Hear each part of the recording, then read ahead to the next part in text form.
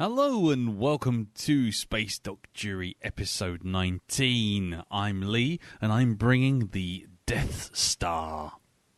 I'm Peter and I'm bringing the Blockade Runner. And I'm Andy and I'm bringing an Imperial Star Destroyer. Yes, it is Russian Dolls Week here on Space Doc Jury. Everything fits into everything else. We did do it the wrong order, though, didn't we? Yeah, we did really. But, you know, damn it, Lee. Damn it. There's you had one job, Lee. One job. There were raptors in the Death Star canteen, Lee. People died. Look. Does nobody respect the rule of law here? I am the law. Anyway, so yes, so it's Star Wars this week on Space Doc Jury, and because it was Star Trek last time out, and the time before, and the time before that, and before that, and before that.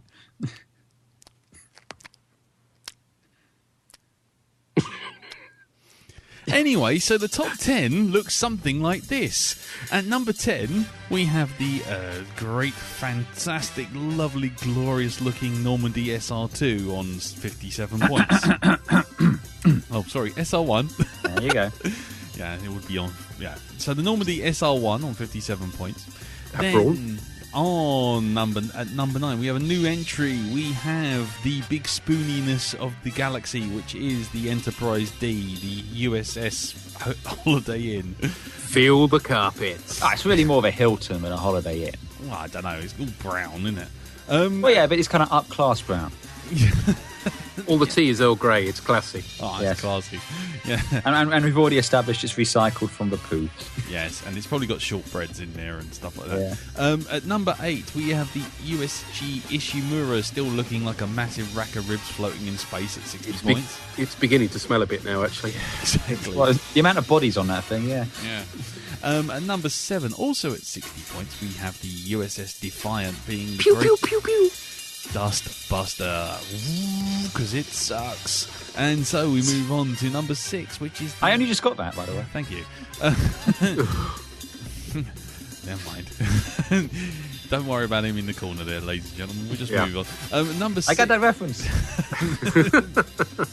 And number 6, we have the SSD Executor with the greatest theme tune in all of science fiction at 62 points. Crashy. Yeah, mind out for that. Mind out for the Death Star. Mind out for that Death Star. Yeah. At number 5, we have the Dalek Mothership, the proper Dalek Mothership, the big sorcery one of sauciness from 2005's New Who. At 63 it's full of tea. Points. Yeah. Yes. And we'll have its competence rating reevaluated shortly, I'm sure. Yeah, I'm sure, but by that point we will fail to care. At number 4, we have the Battlestar Pegasus still riding high from the first episode on 64 points. Then at number 3, a new entry, the Battlestar Galactica, the Ronald D. Moore version at 65 points, which seems appropriate. And the top 2 have remained unchanged since the dawn of time. Number 2 is the Borg Cube at 67 points, and of course the big snowplow dildo of snowplowiness, the Vengeful Spirit, at 69. There you go. Well, it seems only fitting then for us to ask, what's Norn Salinishi watch then, Lee? Well, Salinishi watched. I'm glad you asked. really glad you asked. I'm suddenly terrified. Because I tell you what, Slanishi Watch gives us a plethora of joy today as I was looking across DeviantArt, which is always a joy. No. Why do you do this? Yeah. Get out! Get out of there! And Get out! I found this. It's a glorious piece of manga art for you, which should... Oh, dude.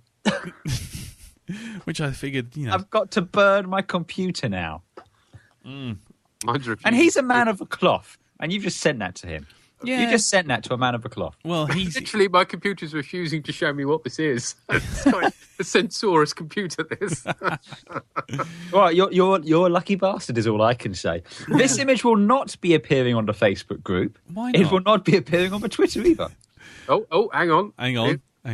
Here we go. For those of you who aren't being able to watch it, there is 3 ladies of manga.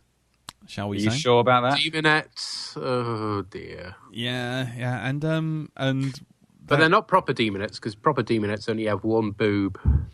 Oh, I'm sorry for the inaccuracy. However, I think this should be struck off DeviantArt for including too many boobs, which I can't help feeling.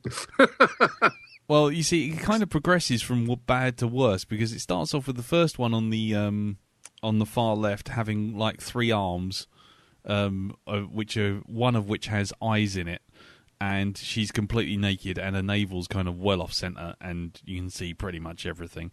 The second one decides to put a bit of clothes on, which just tends to be a load of straps around her bits and spikes coming out of God knows where. But the third one really goes for broke on the far left and the far right, having an alien schlong with 6 insectoid eyes in the penis. I do not have enough alcohol here to deal with this. And one of the 4 boobs is basically leaking, dripping tentacle things. That's the light version of what I'm just seeing here. To be honest, it's not quite describing it properly. So there you go. So the Nichi watch for this week. Just trust me, it's on wh40kcart.im_images and then a big long hexadecimal thing. But trust me, if you go as far as that, then you can probably find it by yourself. You don't want to. You don't. So, moving on from that, yes. Is it possible to move on from that? I think that was a mic Let's drop, move on wasn't to it? some slightly more wholesome entertainment in the form of Star Wars. Well, you see, guys, I was prepped and ready. Oh yeah. So let's move on to Star Wars. Incest, whee! Yeah, intergalactic incest and fathers avoiding payments for their children. Child support, yeah. Child support for the last 40 years. Right, okay, so, since that other episode, which wibbled the fuck out... we should probably fess up. It's been a while since we did one of these. Yeah. It's been about 4 months. It's because I've been away and then Lee's been away and I think Peter was away as well. And So we've got a massive spaceship boner, basically. Well, it's not even actually. Yeah. We've kind of forgotten how to do this. Anyway, don't worry. It's like falling off a speeder bike. yes, that's right. Don't look at the man behind into the a curtain. tree. Yeah. Into a tree, yes. Yeah. Over an Ewok. Yeah, round and I round the regret tree. nothing. Nub nub! Yeah. Nissa yub yub. Yeah, never forget those things are bloody cannibals. Anyway. The eyes of a shark. Dead eyes. They see, if I had a Doll's scene like eyes. that one in The Girl with All the Gifts in Return of a Jedi, I don't think anyone would give the Ewok shit. No, not at all. But anyway, let's get this show on the road, shall we? Because we're going to do it in size order, which kind of gives us the idea of where the scoring's going. Yes, quite possibly, yes. I've got the smallest. Woo. Don't worry, size isn't everything. It's the interesting shaped head that you've got. And I chopped it off and changed it with a different one. And we're back to Slanishi Watch. So, Pete, over to you, sir, with your Tanty 5 Blockade Runner. Yes. 20. It's the 4, isn't it? What, is it 4? I thought it was 5. Doesn't It's really got some matter. Roman numerals. It is indeed 4, having checked it. Tanty 4. Oh, Tanty 4. that doesn't sound nearly as cool. Look at the Tanty. Okay, the Blockade Runner. As Andy no doubt already knows, Blockade Runner is an actual class of naval ship. It's a real thing, folks. Built on the light side to avoid rather than confront maritime blockades. In the context of Star Wars, however, the Rebel Blockade Runner is the first ship we see and is otherwise known as the CR-90 Corvette, which just sounds like a cassette, or the Corellian Corvette, or the Aldebaran Cruiser, or Shippy McShipface, probably. As is well known, it's going on the scoreboard as Shippy McShipface. Yeah, hold on. There we go. That's changing. As is well known, the design was originally going to serve as the aluminum Falcon and had a cockpit to match the current look of Ham's ship. They decided that it looked too much like the Eagle transporter and therefore liable to crash within seconds. So they replaced the cockpit with the Hammer look that we've got now. Nice. Yeah. They also moved the escape pods to the bottom so that 3PO and R2 could escape through the destroyer's central hangar rather than being shot up into the ceiling or something stupid like that. As well as starring in the opening moments of Star Wars, the model also saw action as part of the amassed Rebel fleet in Return of the Jedi, and I'm reliably informed it features in Rebels 2. Yes, it does. It does. And it's also in Revenge of the Sith, wasn't it? That's right. On the very end. Yes, you're right. Right at the end. Anyway.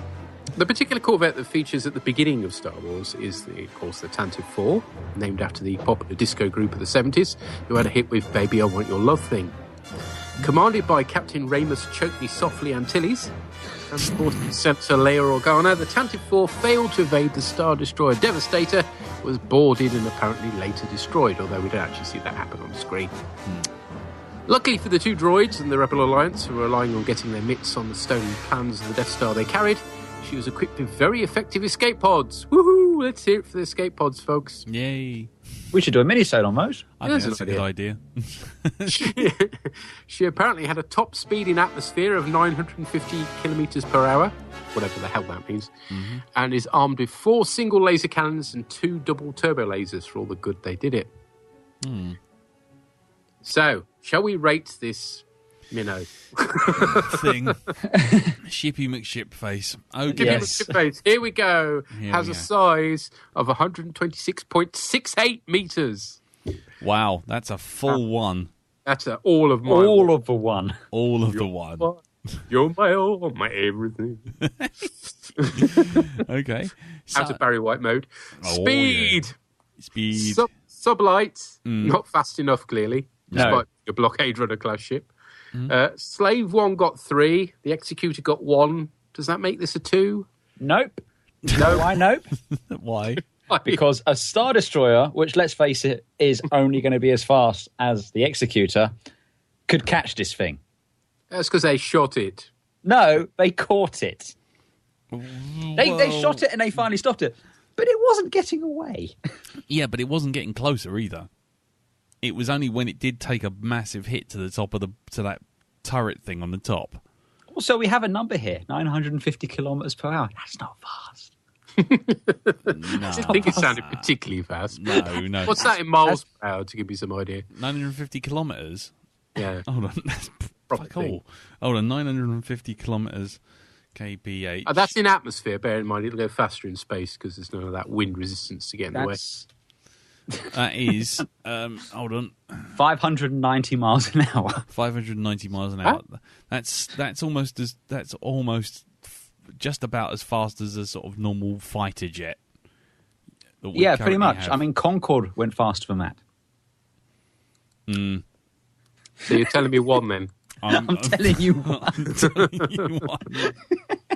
Okay. Well, at least I didn't crash for this one. All right. Just remember that. No, but you did in the opening 30 seconds of a film go get captured. Yeah. Yeah, but I didn't crash. That's the point I'm making here. And you shut down the main reactor, so you'll be destroyed for sure. This is madness. Anyway, right. Carry on. Moving on from Suggs. Fast and Light. I believe we've given Star Wars Hyperdriver 3 in the past. We have indeed. Yep. Yeah, 3. Whoa, we're almost into double figures here. Yeah. No, there. And then we get to maneuverability, which should be high, theoretically, considering it's a blockade runner. Yeah. But there's no evidence we're doing anything other than flying in a freaking straight line in Star Wars, which is either the worst battle plan since the British Army's Captain St. John Smythe decided to take on the entire 3rd Panzer Division armed only with a banana, or this ship actually steers like a cow with no legs, or it's being piloted by Mr. Magoo after he's been sedated by 5 pints of tea laced with bromide. Nice. Either way, 1. I'm willing to throw you a bone here because in Rebels, as you mentioned, they have this. Yes. It is quite a bit more manoeuvrable in that one. And although Lee hasn't seen it, it does feature quite heavily in the last episode where it does do some nifty manoeuvres. Well, it does do some funky manoeuvres when they do the episode. You mean with it actually turns? Because that would be more than it did in Bloody Star. Yes, it turns, it evades TIE interceptors. So yeah, but that one probably didn't have Mr. Magoo at the pilot's wheel. No, yeah. I'm willing to go to a 2. Yeah. Woo! Go me! Excellent. Nice. Firepower. Okay. Well, we've got lasers of limited capability, or were they being operated by cross-eyed drunks unable to hit the ship the size of the Star Destroyer somehow? Well, no, actually, they were firing back. They were just impacting on a shield that the Star Destroyer had. You see them firing back, and you see the flashes happening just off the nose of the Star Destroyer. Yeah. So they are actually hitting it. It's just they're not doing very much damage to it. Yeah, it's a bit like a bug trying to hit your car windscreen when you're doing 70. Yeah, the last thing that goes through its mind is its arse. It's bigger than a Y-wing, yes, which we gave 3. But this isn't really. Although it's described as a blockade runner, it's really presented more as a transport, isn't it? Like a those guns seem more self-defense than anything. Well, they're not used offensively in anything we ever see. However, actually, no, in Rebels they're used offensively. Have they used offensive? I thought it was always a case of, oh no, the Imperials have arrived, run away. Well, yeah, but they do basically. There's in season 2 when they get trapped, they get sort of blocked in. Pardon the phrasing. And basically, the ghost is there, and everyone's fighting their way out. And the blockade runner does exactly that, fights its way out. Oh yeah, I mean, it fights its way out. It uses those sort of things. I mean, it uses those weapons to get itself out of missive. It doesn't, like a Y-wing's a bomber. It goes to bomb the enemy, if you will. And the Ghost and the Falcon, to a certain extent, will go to engage. They seek out the trouble and get into it. Whereas I always got the impression with the blockade runners, they're designed to get people and cargo from point A to point B, and if shit turns up, they can protect themselves and get out of that mess. But the blockade runner, I mean, there's 2 models of the blockade runner, and one has just the 2 turrets, one on the top and one on the bottom, which you see getting blown up in the beginning of Star Wars. Mm-hmm. And they've also got the second one, which got reused for Roger Corman's Battle Beyond the Stars, also has guns on the front of the head. Okay. So I'm pretty sure it's got offensive weaponry. Well, it says on the as we've already established, ever accurate Wikipedia page, which is in no way fan edited or mocked by the designers of Star Wars. Yeah. It is equipped with double turbo laser and 4 single laser cannons. Yeah. Yeah, well, the turbo lasers are on either side of the head, and the laser cannons are on the back, on the top at the back, and the bottom at the back. So, I tell you what, we gave the Milano a 2. Do we think this has more or less firepower than the Milano? I think it's got more, because I thought the Milano only really had some sort of machine gunny sort of stuff, didn't it? Yeah, it did have machine gunny stuff, but it also had missiles. It's true. Underslung under the wing. We're in the kind of 2-3 region, I reckon. Yeah. I'll be generous and say 3. Yeah, I'm happy to say 3 on that. Yeah. Jolly good. Cool. Okay. Over to defence. Active. Well, not aware of any in Star Wars, but you might surprise me with something in Rebels. Well, no. I mean, no, you're not going to. No, you bastard. I mean, okay. I mean, it's kind of 6 of one, half a dozen the other. You take one away from firepower and count one of those turrets as a point defence. So, yeah, but there's something to actually sort of use, it's not like in Star Wars they fire missiles, is it? So presumably 0 for active. I think we can probably Pretty much, yeah. I mean, it's Oh, I'm just no, because its speed is shit. No, nothing. No. You get nothing. No. You teased me for a moment there. Yep. Okay, passive. She's supposed to have shields, according to the Wikipedia. She's got Well, good these are established on screen as well, aren't they? She's got good shields because she puts up with a pounding from a Star Destroyer for a good 5 minutes. It's a hell of a pounding as well. And at close range. Yeah. I mean, that's but pretty good eventually shields. they do knock her out. Yeah, so they're not perfect shields, but they're certainly good enough to stand. I mean, that would be like sort of basically a snail being run over by a truck, but actually putting up with being crushed for at least a minute. Yeah, the first wheels, it was fine. It was second, third, and fourth, and fifth wheels that fucked it. That fucked it, yeah, exactly. I mean, that's kind of what it's like, because it's literally a tiny, tiny ship putting up with a massive pounding from about 1 million fucking lasers. I'd be happy to give you something in the Trek Shield sort of region, to be honest. Yeah, three or four, definitely. Yeah. 4 for Trek shields, thank you. There you go. See, we're not evil bastards. Yeah. Not all the time, no. Selectively. Most of the time. Yeah. Special. Do super resilient escape pods count? No, only if there's no life forms detected. Okay. How about a complement of rebel troopers unable to outshoot stormtroopers? Probably because their stupid helmets keep falling over their eyes. That's a good point. I think that's what, -3? Yeah, that might come under crew competence, I think. That's true, yeah. Call it 0 then. Yeah, mark it 0. There we go. Right, okay, so crew size. Crew size. Oh, this was fun when I looked at Wikipedia. Worryingly, I had to go to the Legends tab of Wikipedia for this. Oh, no. It's not a good sign. You went to the fan fiction page. Yeah, not counting the diplomatic staff of 39, who clearly don't count towards the operation of the ship. We are told she has a crew of 46. 46. What's that on our scoring? That's that's a 3. Okie dokie. Cool. Right, okay, so 3 for that. Skill. Let's just drive in a straight line until they knock us out and swap us. The Charlize Theron manoeuvre. Yeah, a little bit. Yes, that's it, yeah. Run in a straight line. Yeah. 1, I think. I don't think they're Red Dwarf quality. I mean, they did get... Yeah, but we've marked Red Dwarf down to 0, remember? Oh, that's right. 1 then. Yeah. Yeah, remember, we fixed that loophole. Yeah, we did, exactly. Okay. On the upside, realisation, okay? This is a nice model. It's nicely, and particularly for its time as well, this is, the first spaceship we see in Star Wars, for heaven's sake. So I'm asking for no less than a 5 for that. And you shall have it. Absolutely, without question, sir. Yep. Thank you. On the downside, the interior, we don't see an awful lot. In fact, it pretty much boils down to a corridor, doesn't it? Well, you see a couple of corridors, actually. Okay, You see a couple of corridors. You see the junction way to the escape pods, and in Rebels, you do see the bridge. And you see the bridge in Revenge of the Sith as well. Yes. Aha. I would be... What are you going to go for? Well, if you're encountering I completely forgot it appeared in Revenge of the Sith, I must admit, but then I don't watch it very often. No, most people don't. Yeah, quite.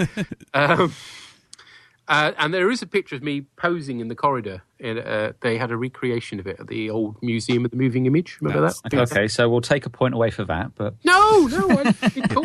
Yeah, that we take one more away from competence because they'll clearly let anyone on board. Exactly.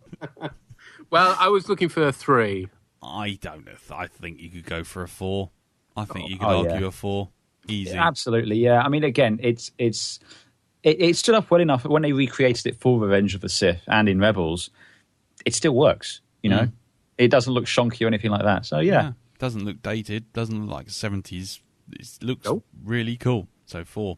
Hey! Yay! Science! Now, there's no cloaking device like with Slave 1. Nope. Or is it infeasibly huge like the Executor? Mm-hmm. So the minimum I'm asking for here is a 2. I don't see a problem with that, really. No, no problem. Again, unlike most of the Imperial ships, which are stupidly big, yeah, and none of these hand wavium and stuff like that. I mean, yeah, I think a 2. I think if you wanted to push for a 3, and we were feeling generous, might even go back for 3 sounds good. Yeah, we could do a 3. The milk of human kindness is overflowing. Well, again, bear in mind, the reason this was dropped was because it resembled the Eagle too much, and we've already established the Eagle's a pretty damn good realised sciencey ship. So yeah, okay, cool factor. Cool factor. Well, it's not my favourite Star Wars ship, so I can't really give it a 4. So I'm going to give it a 3 because it's good but not perfect. Okay, and Andy? We've got 3 points each to give. Mm-hmm. Yeah, as I said, it has been a while since we've done this. Yep. I'm going to give it 3 because I've always liked the Blockade Runner. And again, it is the first ship you see in Star Wars. And I mean, my actual favourite appearance of it, and it's for one very quick shot, but it's in the in Return of the Jedi during the Battle of Endor. It's a great shot with all the TIE interceptors coming towards the screen and the X-Wings flying in, and it just kind of pans past, and it's just like, it's such a cool... I really like the ship. They even carried effectively the design over into the Old Republic game, where they've changed it up. You know, it's a different ship, but you can see there's a design lineage there. But I like it. I'll give it 3. Yeah, and so will I. So that's 9. Yeah. So after an initially weak start, the Blockade Runner comes wading in with a reasonably respectable 39. Yeah. There you go. Not the worst and not the best, but you know. I mean, you're below Red Dwarf. Well, yeah. But above the Planet Express ship. Yeah. Although I'd be somewhat more concerned with the fact that somehow, and I have no idea how this got in here, but someone apparently has put the Martian Maggot in there, and that scored higher than you. Yeah, I really don't know how that happened. No. That is bizarre. And it is lower than the bloody space station Babylon 4. Yeah. which to this which day, is mainly there for size. Let's be honest. But no, it's in the right. To be quite honest, it's in the right region because it is the same as the Planet Express and the God Phoenix and Nemesis, the Warlock Split Spear and Heart of Gold, and sort of all reasonably similar sized ships. So I think, I think that's right. Yeah, no, I like. I think it's good. Well played, sir. Well played. Well played. Yeah. Well played. Yes. You still lost, but well played. It was kind of guaranteed from the beginning, wasn't it? Well, yeah, in fairness, you weren't going to get very far, but you got a lot further than I thought, because I thought it would lose quite badly on a number of things there, which you actually did better than I expected. Right, okay, well, that's the first of our Star Wars ships out the way, and now we move over to the Imperials. Ah, yes, well...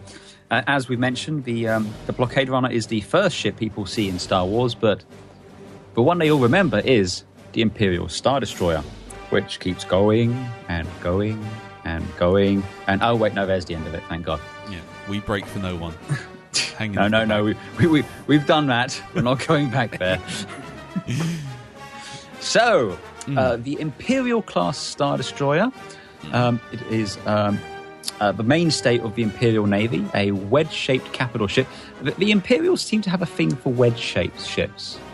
It's something we've seen all the way back to the time of the Old Republic, if we're getting into our non-canon extended universe wankery, stuff like that. But, anyway, so yeah.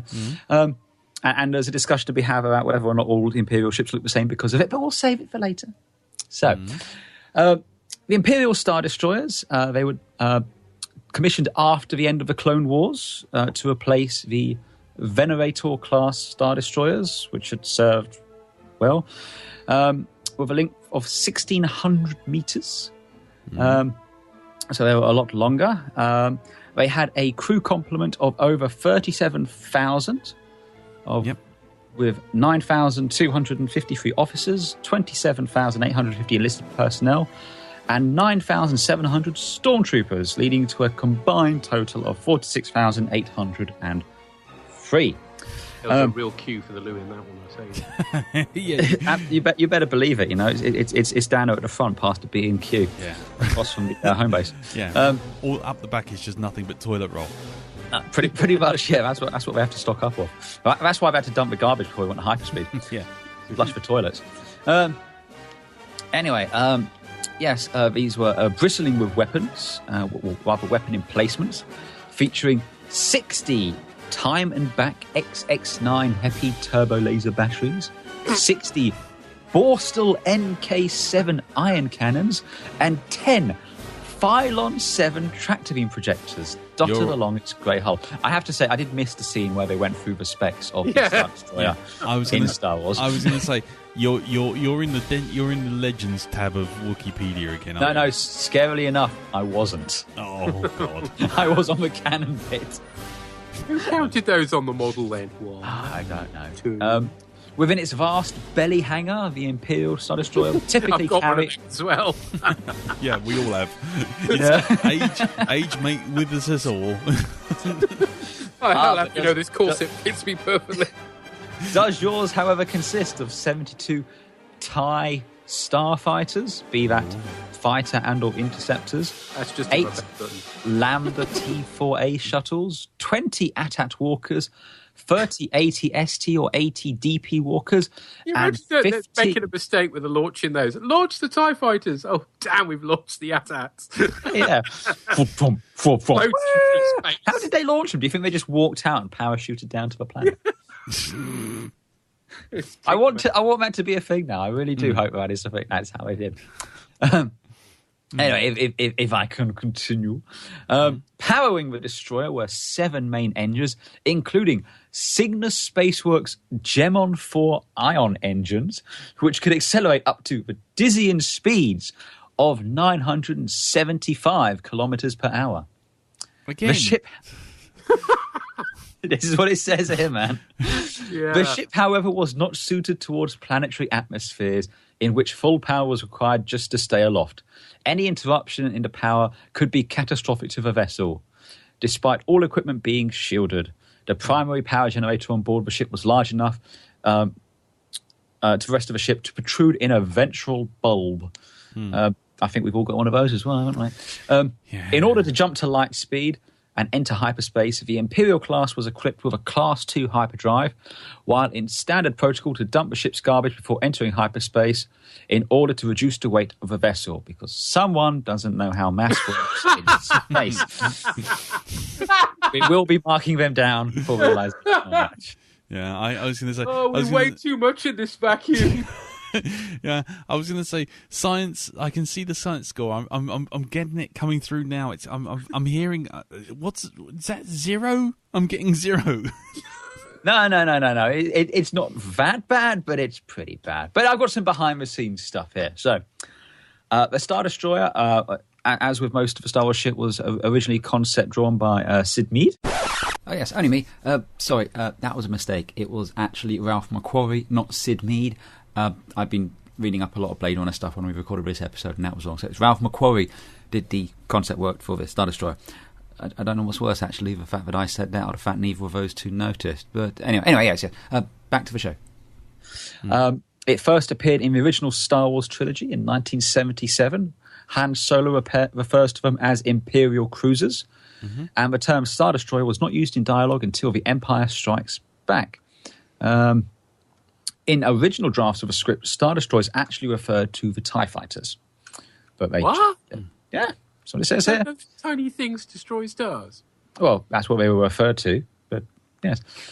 Industrial Light and Magic built a 91 centimetre shooting model for Star Wars, and they built a larger ship, a larger model of 259 centimetres, equipped with internal lighting to provide better sense of scale for Empire Strikes Back. Because, yes, in the first Star Wars film, the shooting model has no internal lights. Yeah. There you go. They actually do differentiate between the models, calling one an Imperial 1 and one an Imperial 2. But the fundamental difference is that there's a slightly different girder section between the two shield globes on the bridge bit. And one plugs into the wall. And one plugs into the wall, yes. Yes. Nice. So there we go. Shall we wade through this quagmire and?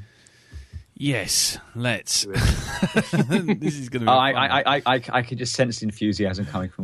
No, it's fine. It's fine. Come on in. What we got for size? Well, for size, as mentioned, it's 1.6 kilometers. So I believe 10. that gives us a 10. Does indeed. We're off to a flyer. There you go. Hey, double digits off the gate. That's what we like to see. Now, sublight, we have numbers here, and the numbers for sublight are 975 Sounds per hour. That does sound very familiar. I think that was a 1. I think that is a 1. So you know what? I'm taking me a 1 quite happily. Yep. Darn tootin'. FTL, Star Wars hyperdrives, which I believe we're pegging at freeze. That's right. Yep. There you go, free. And maneuverability, it's a wedge-shaped brick. 1. It's a 1. Although you do get that very cool bit in Empire when the Falcon kind of just dives straight down and they desperately try and avoid colliding, which is just fun. But that just shows even worse. I mean, that also is going to count for science as well. But there you go. There's 2 ships with inertia smash into each other at equal speeds and yet don't stop. Yeah, there you go. Says the man bringing the giant beach ball, moon-shaped, planet-destroying laser later on. But that's a good time.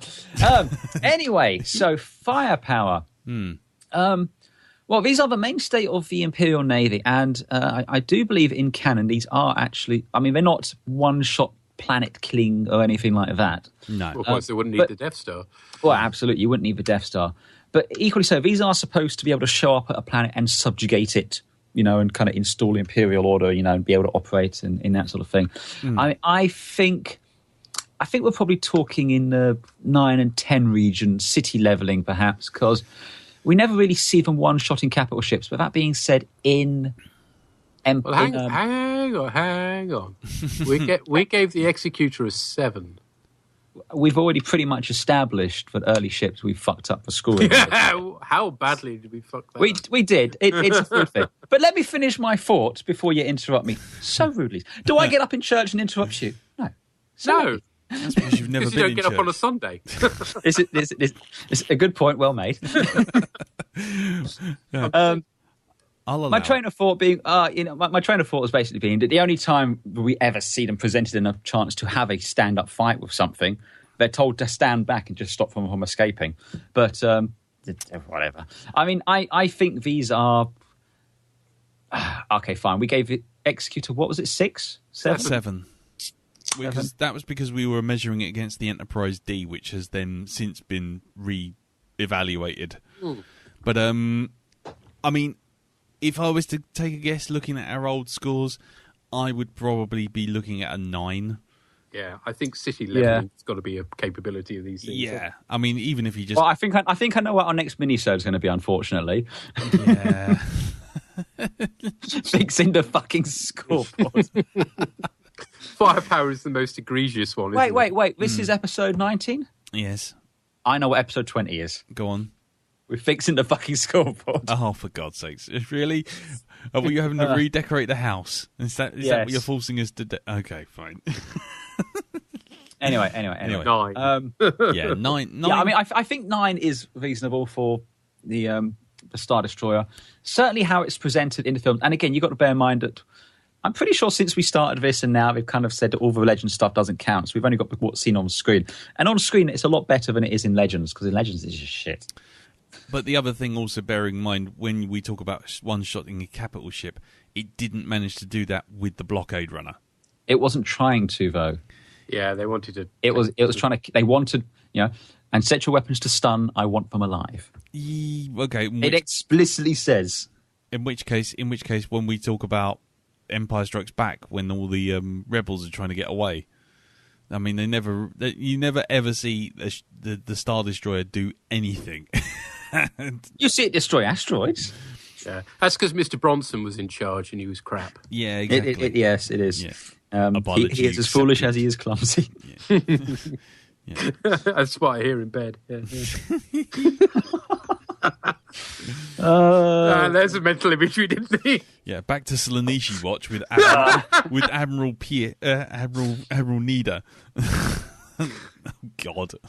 Oh dear God. Yeah. All right. Anyway, those badges they wear on their titties, the blue and the red bits. Where are you going with this? Where are you going with this?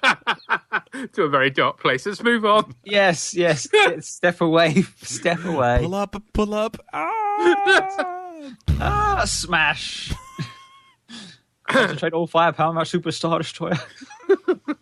Anyway, okay, defense. Just wrap. Let's get back to defense. Right. Fucking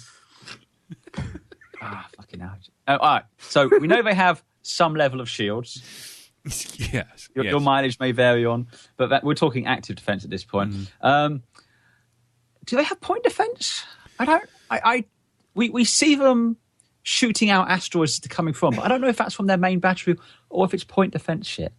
I mean, I'm inclined to give them one because given the amount of fucking guns this thing's got, I'm pretty sure some of them have got to be point defense. Well, they're obviously firing incoming asteroids in Empire. Yeah, and what did we say with fighters and stuff like that? That comes under special, doesn't it? That comes under special, yes. All right, fine. Well, I'll ask for one for active based on point defense. Okay, sounds about right.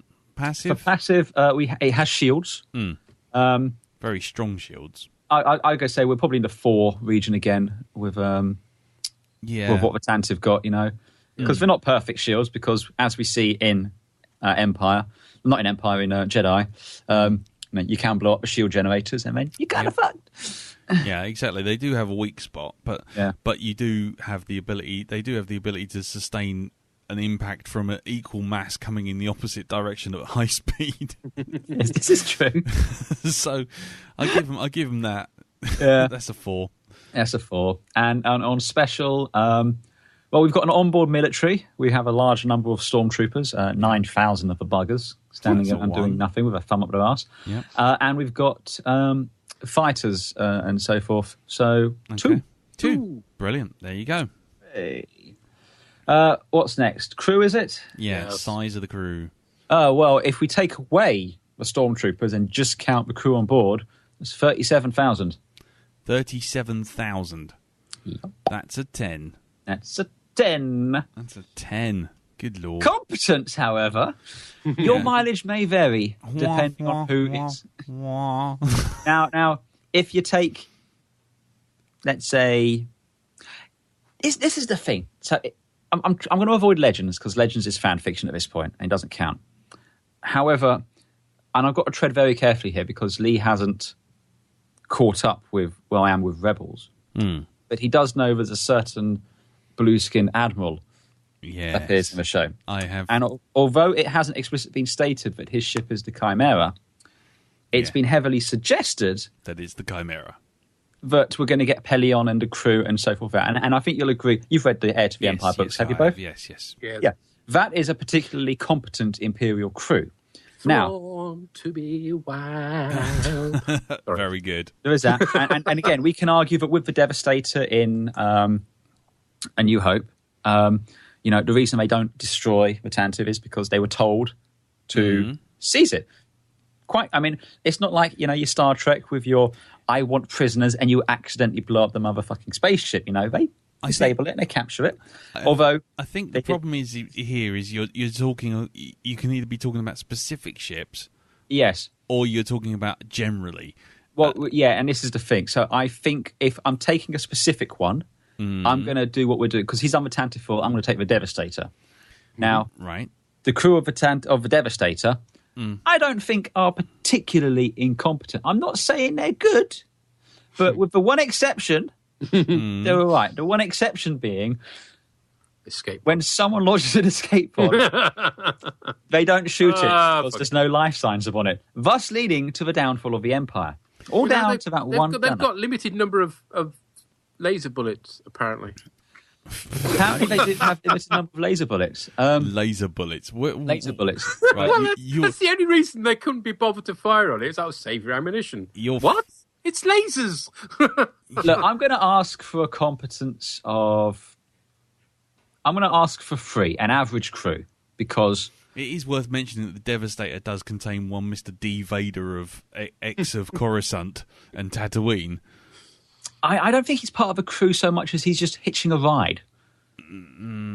Yeah, it's not his regular pimp ride. Exactly, his pimpmobile's still, it's being tricked out back on Coruscant. Yeah, got these sick orange engines they're putting into the thing, and again, his station is on board the billiard ball. Yes, he's been, and again, we'll probably find out more about this when Rogue One comes out down the line. But I don't think Devastator. I don't think he is the commander of a ship. He is just seconded the ship. So I'm not actually counting him as part of a crew, for good or for ill. I'm just taking the ship as a whole. And I'm happy with 3, Mr. Andy. Okay. I was going to ask one question, though. Just, I don't know if this probably won't make a difference, to be honest, but in Empire, is the Devastator the ship which Vader is on? I know he's not on he's on the Super Star Destroyer, but the Devastator is the actual standard ISD that's floating around in the sort of asteroid belt with Admiral Piet on board. No, Admiral Piet's on the Executor with him. Is he? Yeah. So which one gets basically the Millennium Falcon sort of flip-flopped? Oh, that's the Avenger. The Avenger. With Captain Nida. Nida, that's right. Yes. Yeah. Apology accepted. Captain Nida. He'd only farted as well. Yeah. Yeah, exactly. He had to know what was coming. I will go and apologise in person. I mean, I'd have been like, Exo, I've got a job for you. Yeah. Go and tell Vader that it didn't quite work out as we planned. Yeah. I've got a job for you. Can you just hold on to this phone line while I go and pack my bags and jump into the nearest escape pod? Yeah, exactly. Yeah, I mean, if we were doing the Avenger, I'd be marking it down not for losing the Falcon, but for going to apologise personally to Darth Vader. Yeah, or losing most of its crew. Now, here's the thing: does he actually die though? Because you see him collapse on the floor. This is something I've often pondered. Do you count Robot Chicken as canon? No. Oh, well, because in Robot Chicken they do explain it. Oh, okay. Well, because I'm just wondering whether it is, and they sort of drag him off. Is he still alive, or is he? I think it's heavily implied he's dead. Yeah, I don't think Vader's the sort who's going to automatically asphyxiate you. Yeah, well, that lever. He's not a fella to do things by halves. Let's be honest. Yeah, you're probably right there. Yeah. He's a goner. Okay, fair enough. Yeah. So it's the 3 for competence. 3 for competence, please. Yes, right. After all that fighting, yes, I for 3. For realisation, I'm asking for nothing less than a 5. The Tantive 4 might be the first one you see, but this is the one you remember. And it spawned an entire galaxy worth of bad guy spaceship design for the last 40 years. Yes, I think that's fair enough. Yeah, no arguments there. I don't think any Star Wars ship is ever going to get less than 5, to be honest. Ooh, maybe some in the prequels, but but we're not there yet. We're not there yet. We've not quite scraped all the way through. Admiral Akbar's one isn't very good, actually. Oh, what the Corellian Home one? The knobbly Home one. It's awesome. He's got a moving dentist chair on there. That's interior. I'm talking exterior. It's like a knobbly gherkin, isn't it? Well, it's a nutty turd. But... Yeah, I was going to say it's a particularly difficult shit in space. Yeah. It's a trap. It's a crap. It's a crap. Oh, anyway. Oh, God, can you tell we haven't been doing this for a while? That is true. Anyway, okay, so what for about interior? Now I'm talking kind of general Star Destroyers here because with the Devastator we don't see much of that, but we do see the interiors of Imperial Star Destroyers throughout Star Wars and all that. The bridges are that very nice sort of curved windows up at the front, the trenches down at the bottom, multi-tiered. It's basically the same sets that they end up using on the Death Star and on the Executor, and it's an other Imperial location. We do see they're big on black. We do see the engine rooms in Rebels, which are kind of cool. They're like these big spacious things with massive engines. Yeah, basically. Big. Well, that's a surprise. Yeah, I know. I was shocked as well. And so they're pretty cool. I mean, shoveling coal. No, it's not. I don't think 5 because we don't see huge amounts of them. But I think 4 because I think, especially with the bridge section, stands up really well. I really like that kind of layout there. You've got the trench where the officers are looking down on everyone, and it's like, yes, I'm in charge here. And again, it's whereas with the Tantive 4, you do get a sense of it's some vacuum formed panels mounted on the wall in the corridors. With the Star Destroyer, there's that design ethos which carries on throughout it. Yeah, and it kind of makes sense. Steel grey and shiny floors. Yeah. So, like I said, I'm asking for 4. I think, which we've got down as good TV comprehensive sets. Yeah, I think that's fair enough. I think 4. That's quite fair. Yes. Yeah. Okay. So off to science. Off to the fairies. Oh yeah.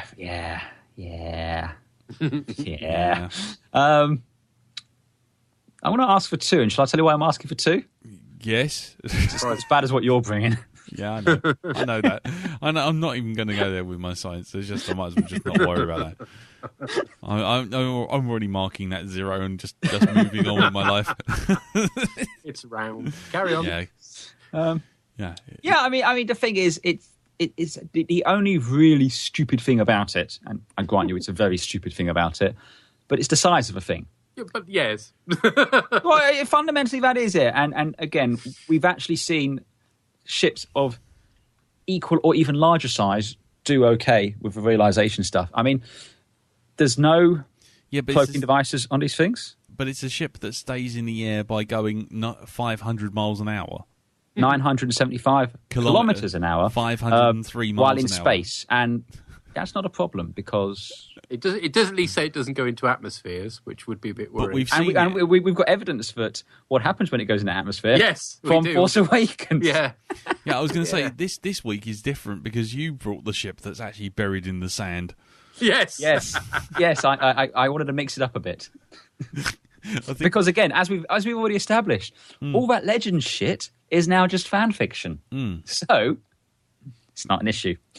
Yeah.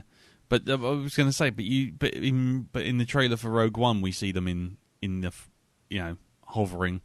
And, fuck, you're right, they do. Yeah. Damn it, Rogue One! But I've not seen the film yet. That's just a trailer. That scene might be cut. So, well, yeah. Until proven otherwise, it's still canon at this point. Until proven otherwise, damn it. So yeah, so just hovering in space like a brick isn't exactly. Yeah, exactly.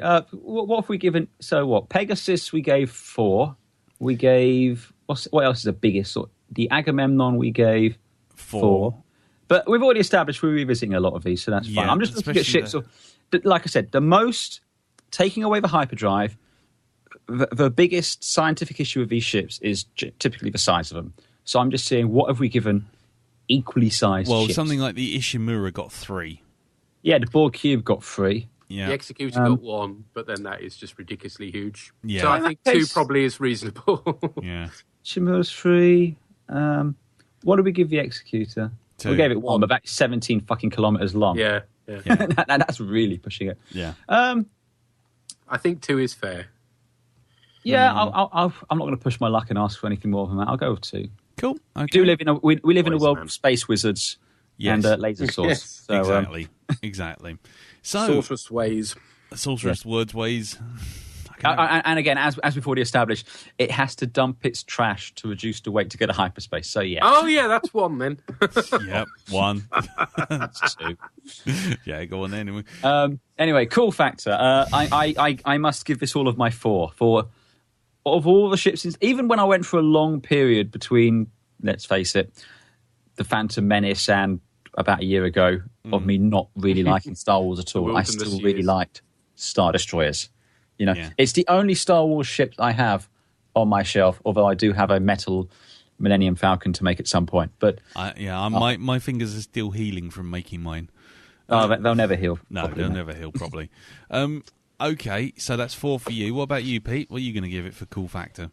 It's 3, isn't it? It's yeah, cool. the same here. So that's a 10. Woo! 10 for cool factor, which gives the Imperial Star Destroyer a 65. Yeah. That ain't half bad. That ain't half bad because that's put it at number 4 in our top 10. Shit, we have to do the top 10 again next time. Yep, the Imperial Star Destroyer up there at 65 and number 4. Good Lord. Good work there, sir. Thank you. Thank you very much, Sam. Yes, although it is a slight anomaly, it's well above the Executor, isn't it? Let's face it. Yes, but there's more to our top 10 than size. There's other factors. Yeah. Like how many ships score more highly than the Executor? Well, things like we've reevaluated our scores as we've gone on. Yeah, that was in episode 4. Yeah. And also the Executor didn't do terribly well on cool factor either. Yeah. Or crew competence. Yeah. It was kind of all over the place, the Executor. On the upside, we have proven that it doesn't all boil down to size, because otherwise it would be less than the Executor. Well, Yes. we're about to find out, aren't we? As we come to my ship. Now, as we found out a few episodes ago, if a space station can move, but not just move between like a moon and a planet, but actually between star systems and solar systems, then it counts. It's in our realm. If it's just stuck in orbit, nope, don't count. But if it moves, it's ours. Which brings me to the mighty DS-1 weapons platform, aka the Death Star. What's this DS1 board? It's just a Death Star. Well, if you can go into the Legends section, I can go into the Legends section. I didn't go. I avoided Legends. I wasn't just talking to you. Okay. So it's up to resort to Legends, but Yeah, well, there you go. Yes, well, here we go. We are going to dip in and out. Yes, so the DS1 platform, aka the Death Star, also known as Death Star 1, if you count the other one as actually being active and counting for anything, was designed to be simply the ultimate weapon. But simply the best. It was designed by the Geonosians. That's points off. Yeah, I was going to say, cool point off. Yeah, all right, fine. And was a moon-sized deep space mobile battle platform. Later, otherwise named a space station, but essentially that's what it was. It's a weapons platform. Hang on, are you sure it's not a small moon? No, that's no moon. It's your mama. Your mama's so fat, the Death Star takes 2 shots. Anyway. It was designed to fire a single planet-destroying super laser powered by massive kyber crystals, which would also be used in lightsabers and what have you. And it's a pet project of both the Emperor and Lord Vader. And it was eventually commanded by Grand Moff Wilf Tarkin. Slippers Tarkin. Yes, exactly. And expounded the military philosophy of the aptly named Tarkin Doctrine, which basically said, fear will keep these people in line. Fear of this battle station. So, yes, some of the earliest plans for a mobile planet-destroying superweapon dated back millennia to the ancient Sith, thousands of years before. However, after the outbreak of the Clone Wars, the Geonosians, aligned with Count Dooku and the Confederacy of Independent Systems, designed the weapon in secret. I'm stopping there. That's it. Oh, hang on. I was going to say, I feel like I've jumped forward to a Trek episode. Anyway, so yes, when the plans for this ultimate weapon were discovered, it was smuggled out and sent to the Republic. I won't tell you much about Jyn Orso's mission, which will feature in. We might have to revisit this. In a couple of months. Exactly. But anyway, yes, on the Tantive 4, the plans were brought by Princess Leia of Alderaan to the rebels. And then later the ship was destroyed at the Battle of Yavin. The design, the space station was, or rather the weapons platform, whatever you want to call it, was designed in 1977 in California by ILM. And who was it? Who did this? It was a guy called Doug. I can't remember his surname. Doug someone. Sorry, I'm terrible with his behind-the-scenes thing. But yes, the Doug someone. That's it. I'm looking him up on IMDb. Yeah, let's make it a ball. Look up Doug someone. Yeah, the whole thing was a massive plexiglass dome. And essentially it was had millions and millions of fiber optics inside of it, and it had to be kept cool. The whole model. The Death Star model was created by John Steers, but it was designed by someone called Doug. I can't remember. Oh, it doesn't sound. I'm just looking at the article Star Wars Saving the Death Star and how the original model was lost and found.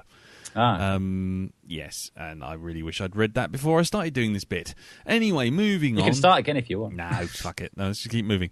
So, yes, it was. Yes, well, there's lots of points of interest if you read the Wikipedia rather, including. Oh no! Don't don't do that, people. No, exactly. Including, and this is the funniest one, the Death Star bar. Apparently, there is a bar. In the cantina? Yeah, in the cantina. At least one, I should think. But anyway... Well, the trays are very wet. I bet there's the spoons as well. Yeah. If you go into Legends The no moon underwater. Sorry. Nice. Oh, well played, sir. Well Nice, played. Yeah. nice. If you go into the Legends section, the whole thing was built inside a cluster of black holes called the Maw. Well, basically, there was a dead zone of gravity in the middle, which was big enough to hide this thing away. God knows. Just do what you like with that. I really have no idea where to go with it. It's a very, very big sheet. Yes, exactly. Do not look behind the curtain. Do not look behind the curtain. To be fair, I'd and again, I don't know what's going to come out of Rogue One, but I actually think I'd prefer to take the Legends backstory to this thing than the bloody Geonosans doing it in the middle of the Clone Wars bollocks. The fact it takes, 20 years to build the first one, we do the second one in like 2. Yeah. Yeah. So the whole thing is divided into 12 bridge-controlled zones. So the ship the Death Star doesn't actually have one single bridge per se, but entire floors which are dedicated to running systems within a 12th of the station. That includes trying to arm the fearsome super laser. I was going to say, what happens if the floors don't agree with each other? Well, I want to go this way. Well, I'm going this way. Well, you can't. I'm going this way. Yes, exactly. Apparently, it cost 1,500 billion credits to build. But there you go. It has 30 Type 5... That's trillions, sorry. Sorry, trillions. Sorry, I was just looking at the zeros. Yeah. Yes, it was built by the Senna Fleet Systems, if you want to go into the... Let's go for the classic, because Genosian's thing was just literally a throwaway cameo. Oh, yeah. But, it was built by... Damn it, Lucas. Yeah, it was built by Senna Fleet Systems, and it had 30 sublight engines capable of propelling it around a system in a matter of hours, or in minutes in case of Star Wars New Hope. And it also had hyperdrive generators, which could propel it all over the place. With a Class 4 rating and a Class 20 backup, whatever that means. But I have to check what that means in terms of other ships. It means someone said the ship could do the Kessel Run in less than 12 parsecs. Exactly, and then thought giving numbers to hyperdrive was a good idea. Exactly, yeah. So on board the Star Destroyer, on board this thing, we have 7,000 TIE fighters, a number of cruisers, which... It's really 7,000? Yes. I'm just... Because it really doesn't feel like the Rebels could put that much up against it. I mean, I don't know how many X-Wings took part in the attack, but it wasn't thousands, was it? No. It's about 5, judging by the screen. Yeah, exactly. and I mean, it's... And then, I mean, even in you see about this... 3 TIE fighters, one of which is Darth Vader's. I'm just saying, if it was 7,000, I would have thought that attack would have lasted all of about 5 seconds. seconds. Yeah, exactly. That's what I would have thought. The station's outer hull was made of quandium steel plates. And it also could house capital ships like Imperial class Star Destroyers, which could dock at the station. And it had a plan. You know what? In all seriousness, how cool would that have looked? Yes. You'd have got Star Destroyers docked might to the see Death that, Star. though. If they do that, that'll be worth the admission alone. Even the story is crap. If you've seen Star Destroyers docking with the Death Star, that would be fantastic. Yep, exactly. It has 300,000 military personnel running it and 2 million personnel of combat eligibility, which means turret gunners, soldiers, you name it. Yeah, it has prison levels, it has detention levels, it has 357 internal habitable levels, it has powerful tractor beam emitters, turbo lasers in guarding turbo lasers. It has it's 120 kilometers across.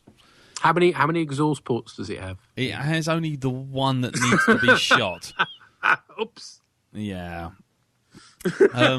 Yeah.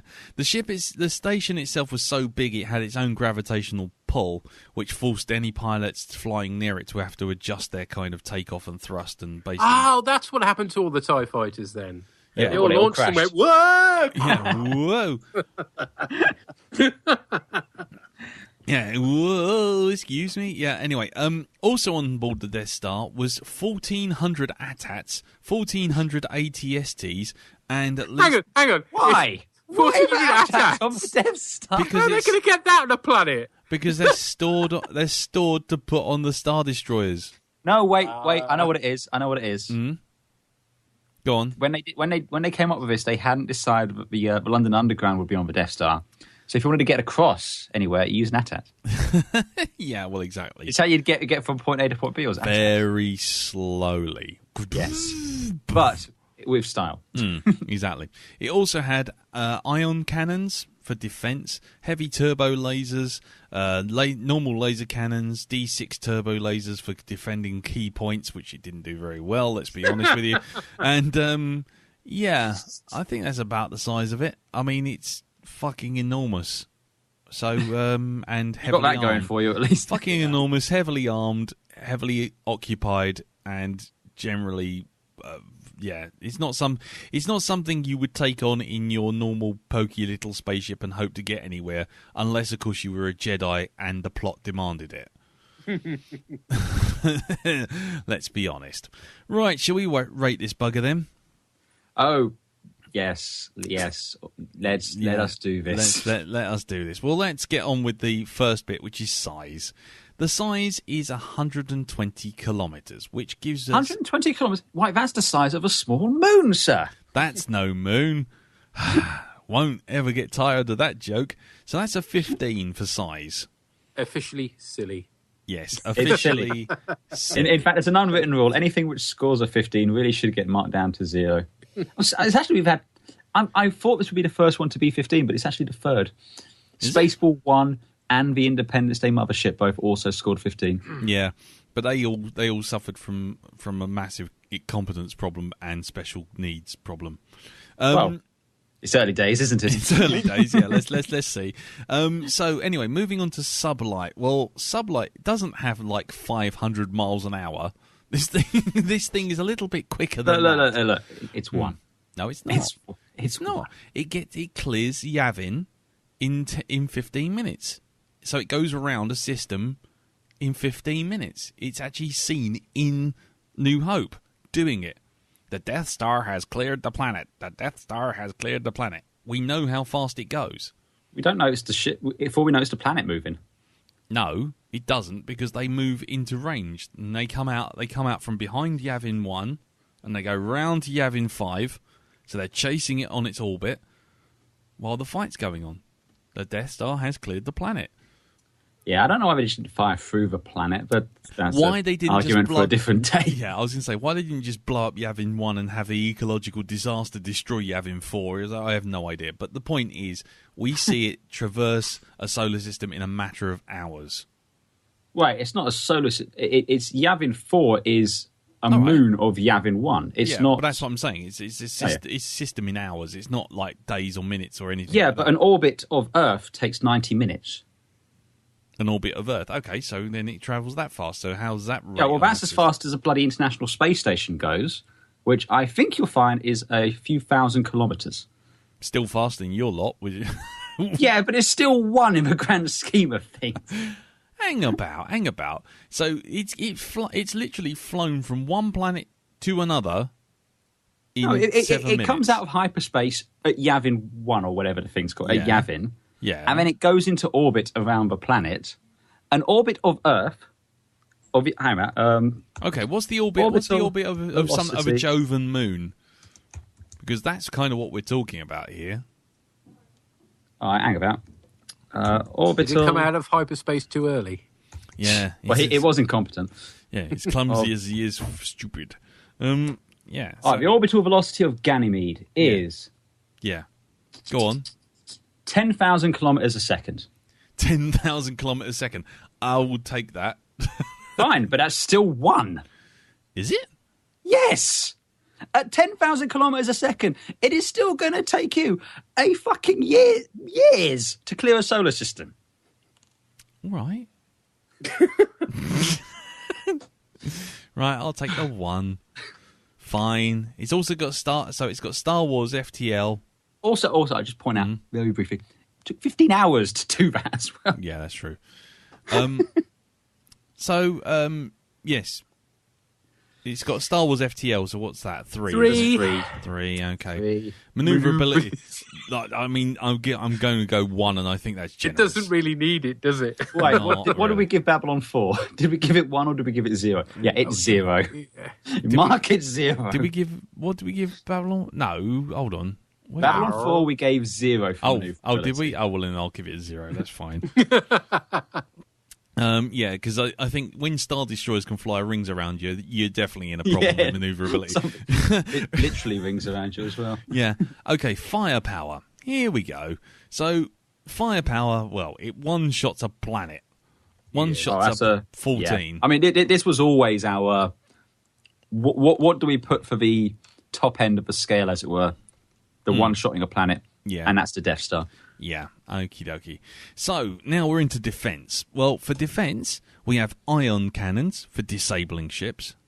So, ion cannon point defense. We have turbo laser point defense. No. You can have 1 for point defense. Splitting what the weapons are. No.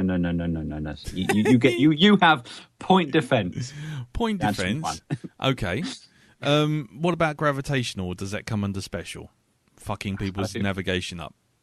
We've never really considered that the mass of a ship is a defensive element. It's as much a curse as it is a defensive I was going to say, we saw what happened with the Death Star too, didn't we? Well, yeah, that is very true. But the point is when they go through, when the X-Wings come in, they have to... With a magnetic shield. Yeah, they have to actually adjust. They do actually have to adjust for going... once they go through that shield and adjust for gravity, because I think Gold Leader says something along those lines. I'm just wondering about special. I'm not into that at the moment, but... Well, let's worry about it when we get to special. Okay, so what about... So anything else for active? I mean... Not really. I mean, you have an obscene amount of point defense weapons, but... Yeah, I mean, it is an obscene amount. Let's be honest. Yes, but it's the size of a small sodding moon. Well, yeah, that is very true. Okay, so passive defense. Well, we have shields, obviously. You do magnetic shields, yes. And so I think you can argue very heavy armor as well. Yeah, and very heavy armor as well. I would hope. I think it's pretty much impervious. I mean, people can't shoot its shields. They have to basically blow it up from the inside. I think 4, and that's basically based solely on the fact that if it was a 5, it would still be here. Well, yeah, that's true, because it'd be perfect defense, wouldn't it? Yeah, that's very true. You kind of usurp the whole point of the film. Good, it had 5. Good point. Well made. Right. Okay. So for special, well, we have lots and lots of fighters. Lots and lots of fighters. Mm-hmm. Have an onboard military. We have an onboard military, so that's 2. Mm-hmm. We have tractor beams, which we've seen before, being used to hold ships in place. Wait, I usually get into a massive argument with Peter about using tractors. Yeah, I was going to say that only counts if they cut into the ship, I thought we established. Yeah, we've had extensive debates about tractor beams, and yeah, I know. I mean, that's fair enough. It was literally because I know that tractor beams have been used before in this kind of context. Oh no, they've been brought up before. Yeah, that's true. But only successfully used once. Yeah, fair enough. Okay, so that's cool. So that's 2. For crew size, right? Well, the crew size, I mean, it's a 10. It's 10. It's 10. There's just no two ways about it. Just because. I mean, it's 10 just counting the people involved in transporting people around the bloody station. Yeah, it's true. Just the monorail crew. The Death Star, just the monorail staff is 10. Yeah, exactly. Just Mr. Stevens' staff on the canteen is 10. Yeah. Competence. Now, we have an interesting one for competence because frankly, all of them do their job. What they get sort of hamstrung by is basically one man's overconfidence. And evacuate in a moment of triumph. I think you in my slippers. Chances. Exactly. So you have one man in his slippers and his hubris. You have 3 million odd people inside the space station doing their jobs perfectly. Well, they're not shooting very straight, it has to be said. Well, in fairness, they were never meant they were never the station was never meant for a point-to-point fight with little tiny fighters. That's what the whole fight is. That strikes me as something of an oversight. Yes, at some point. That is an oversight, but the point I maintain that's a 3. I think they're not incompetent because they do their job. They have a success rate of. We've already established why I think it should be a 2, and that's because when they rock up at Yavin 1, they decide to spend 15 minutes sedately cruising. Well, firstly, you could have hyperspaced to the other side. There's no reason why you couldn't have just hyperspaced where you needed to be. Mm. They could have blown up Yavin and, fucked over the planet that way. Yep. They could have done a better job. I mean, how many TIE fighters did you say this thing had? Well, according to the Legends tab, 7,000. 7,000. Now, Peter, help me out with this. How many TIE fighters do we see actually engage the dozen or so rebel ships in that attack? I make that 2 plus Darth Vader's. 2 plus Darth Vader. So that would be 3. No, yeah, and you see more than that because they say there's loads of other fighters going on shooting. There is not 7. Look, if they have look. The fact the ultimate weapon, 20 years in the making, the cornerstone of the Tarkin doctrine, what finally allowed Palpatine to dissolve the Senate and get rid of the last vestiges of the Old Republic was undone, not by a space wizard and his thing. It was by the crew letting them get close enough to do that in the first place. In fairness, be it the overcompetence of Tarkin or what have you. The second they saw those ships coming. In fairness, hold on. Yeah. How many of those X-wings actually return home from that fight? Well, at least 2. Yeah, I was going to say 2. At least 2. No, just all the Y-wings are gone. All the Y-wings are gone. All of Red Squadron's gone. One of them's a Jedi, and the other one pulls out of the fight. Fine. And how many of those 7,000 TIE fighters make it back? Well, that's due to a large case of death and explosion. I mean, Oh yeah, we should have launched, shouldn't we? Yeah. I mean, there is a small problem. There is a small problem of like a sort of planetoid-sized fireball, but that's neither here nor there. Look, we gave the Executor 2 because while they were by and large a competent crew, they stood by and did fuck all, which led to their downfall.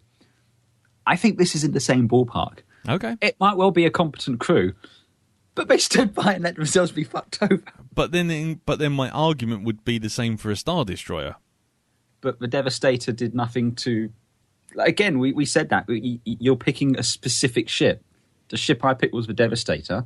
The Devastator did what it had to do. It captured the Tantive 4. All right. All right. You're already fucking gonna... I know. I'm only joking.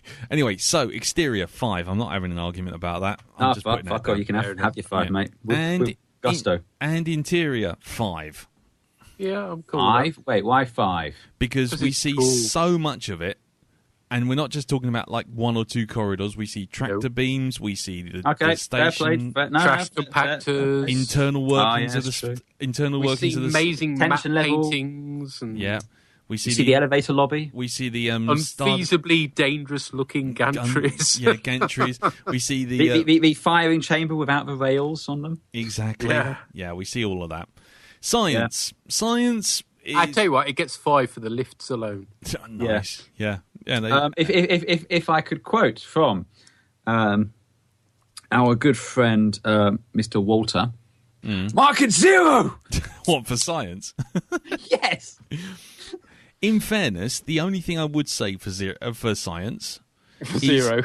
For science, giving it a 1, I would take a 1 because it does have to go on an orbit to catch Yavin up.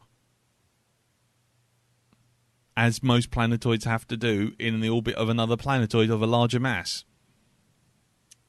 It doesn't do that to catch it up.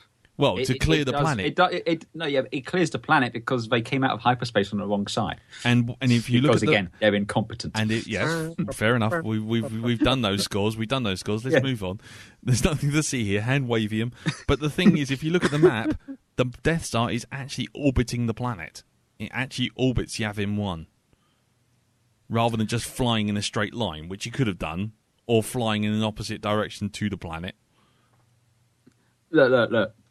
My issues with the Death Star, amongst all other Star Wars ships that we see, are its size, which is the size. Stupidly, it's just stupidly stupid. It's just a bit smaller than Pluto. The weapon, which is stupidly stupid, which is powered by force-attuned kyber crystals. No, the lasers are focused through force-attuned. Regardless, they require, and I say again, the force-attuned kyber crystals to make the laser work. Yeah. It's how many people... This is of everything we've had, and I'm including the Transformers Arc, the bloody Dalek Saucer, the Ishimura. Out of everything we've bought, this is the least scientifically plausible one of all. Okay. The only thing which I think would possibly score lower than this, possibly, would be the fucking TARDIS. Okay. Science, one last thing for a 1 point on science, which I will accept. Spaceball 1 got a 1. Oh, fine. Fuck off. Thank you.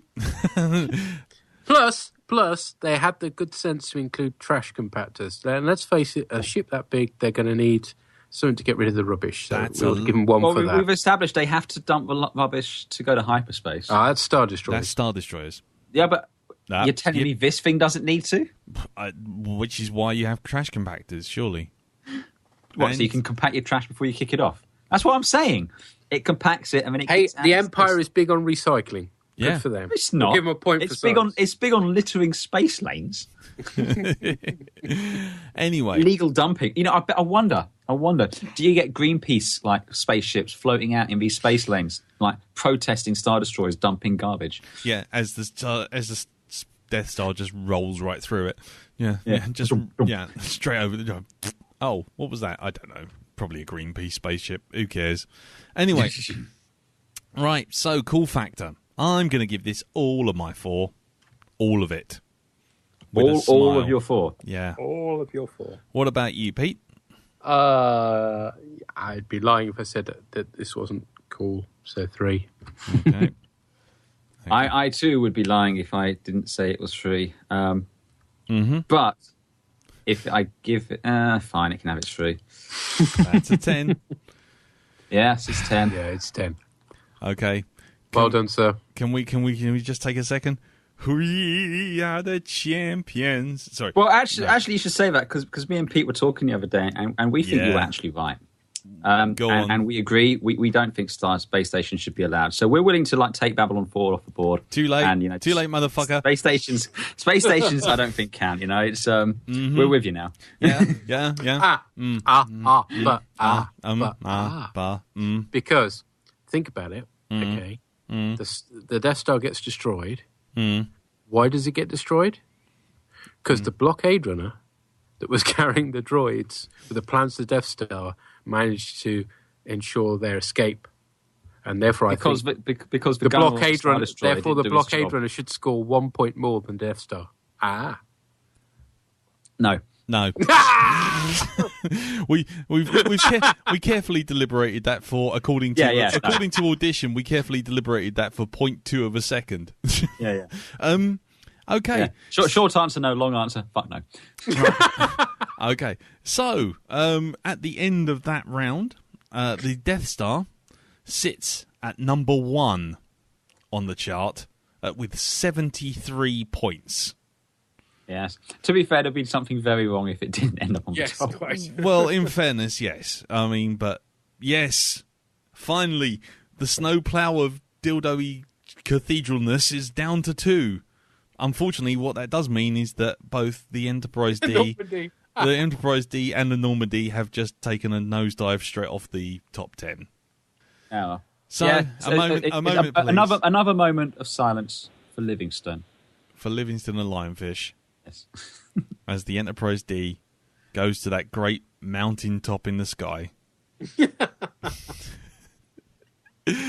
So there you go, ladies and gentlemen. That's it for another Space Dock Jury with a complete shake-up of the top 10, as we've had 2, not 1, but 2 new entries in one episode from a galaxy far, far away. And now it just leaves us to tell you what we're doing next week. So with the top 10 all shaken up and everything, it's time for us to depart, but not before telling you what our next ships are going to be. So, Andy, what's your ship? I am going to bring the Martian Congressional Republic Navy's flagship, the MCR Indoneger from Leviathan Wakes and the Expanse TV series. Okay. And Pete? I'm going to be bringing the Fearless from the Honor Harrington books. Aha. So we might be seeing a bit of a theme here, everyone. And from the mighty book, The Hitchhiker's Guide to the Galaxy, I will be bringing a ship from the Vogon Constructor Fleet. And you are bringing the Lee Metcalf of spaceships. Exactly. And if you want to get a drink out of a Vogon, forget it. Unless you want to stick your fingers down his throat. So... Promise me one thing, though, please. Yeah. Just one thing. Yeah? No poetry. I can't promise that. I cannot promise that. I will say poetry until you give me a 10 on everything. Fuck off. So, there you go. And before... Well, evidently next week is going to be the last Space Dog then. So, before we go, Pete, would you like to promote your lovely podcast that you do rather than this one? I'm quite happy to do so, yes. It is the broadcast, which is also available from Geek Planet Online and iTunes. And currently we are setting sail on the fourth season of Deep Space Nine. So we're covering all the exciting Worf stuff now. Yep. The citronella candles are out in full force. Citronella candles, dark red light bulbs, and lots of Vaseline on the screen. Yep. Okay. And Martok. Yay, Martok. And Gowron, because Gowron's pretty awesome. Yeah, Bye. scary eyes. Bye, yeah, I kill you. Hey, gringo, I stab you in the face. Do not forgive. Not forget. Yes, I am really chewing on those vowels. Anyway, yes, and you can obviously hear me and Darren and Jim and Nelton on the Black Dog podcast, which is on Geek Planet Online, which is also on iTunes as well. So get on over there at some point. Yay! Yay! Right, okay, and obviously, as we said before, join us on the Facebook group, which is facebook.com/groups/SpaceDocJury, and also do remember to go and swear at Pete and argue with everything that we've discussed here today on Twitter, which is @SpaceDocJury. Yay! Yay! So, until next time, when we come back with literary spaceships, we, bit of culture, we'll see you all... No culture. No culture. No. Culture, we're not coming near this top 10. Ladies and gentlemen, I have to say on air before I go, I am being silenced here. I could bring the GCU grey matter and wipe the floor clean for everything, but apparently there's been a veto. Yes. So if you would like to vote against that veto, also do voice your concerns on the Space Doc Jury Facebook group. hashtag bring in the culture. With a THA at the end. Culture. Yeah. Anyway. Yeah. So, until next time, take care, and we'll see you all next time. Tatty bye. Cheer bye. Ta-ra.